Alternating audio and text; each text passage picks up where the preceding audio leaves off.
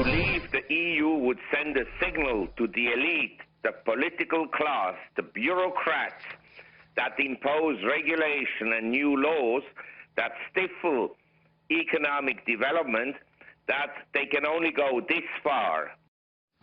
Famous investor Mark Faber with me yesterday. Today, New York Post columnist Jonah Goldberg wrote, America's arrogant elites should be worried about a British exit as well.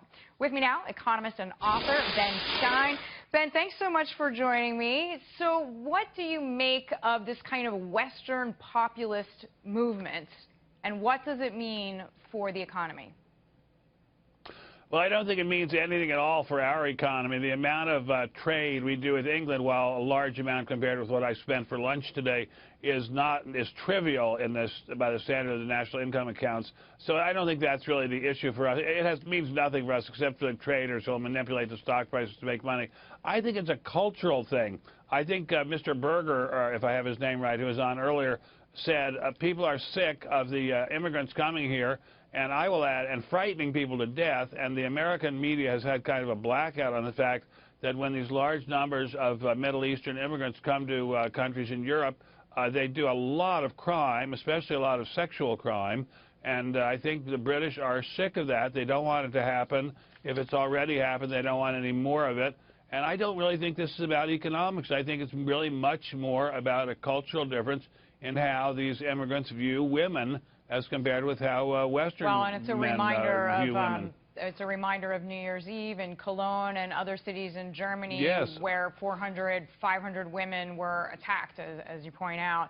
Well, Deirdre, if I may respectfully say this, Sweden was the most law-abiding country, or one of them in the entire world, until they took in a very large number of Middle Eastern immigrants, and they now have the highest rape rate of any city except cities in Africa. And they have a stunningly high rape rate. And only one thing changed. The people there are terrified. Yeah, only one thing changed. I mean, no, these crimes are being committed by Middle Eastern immigrants or African immigrants. And I think people in Britain say, we don't want it here. They've had an awful lot of child sex abuse from the immigrants, or people just like immigrants, or children of immigrants. They don't want it anymore. I don't think we want it in this country. We've got enough crime. We do not need to be importing crime. So essentially on that point, you agree with Mark Faber in the sense that an exit sends a signal. You see it as a social one.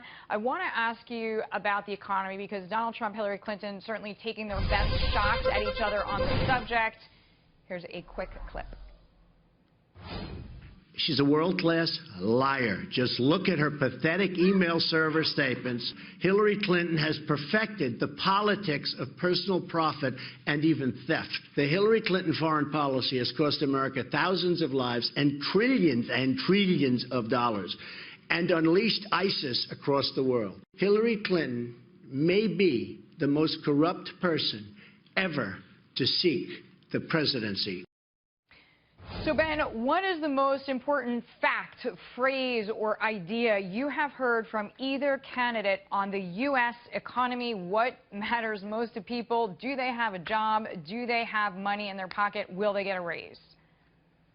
I think the most important thing is that we should not follow Mr. Trump down that garden path to block free trade. Free trade in the long run is an enormous boon to the United States of America. Yes, when people lose their jobs because of free trade, we should give them compensation and give them retraining. But free trade is a tremendous boon to America, especially as America is a very, very large manufacturing and agricultural exporter. But let me add something which is really important. If Brexit wins or loses, the effect on the ordinary person in this country is nil. It's the amount is so small it can barely be found with a microscope. I don't like the idea of all these traders scaring people to death. There may be movement on the stock exchange for a week or 2 weeks afterwards. It means nothing to the ordinary American retiree, saver, worker, yeah, Ben, investor. I'm actually glad you bring that up. And just as a further contextual point, to thank you for your wisdom as well, even if the UK were to vote leave,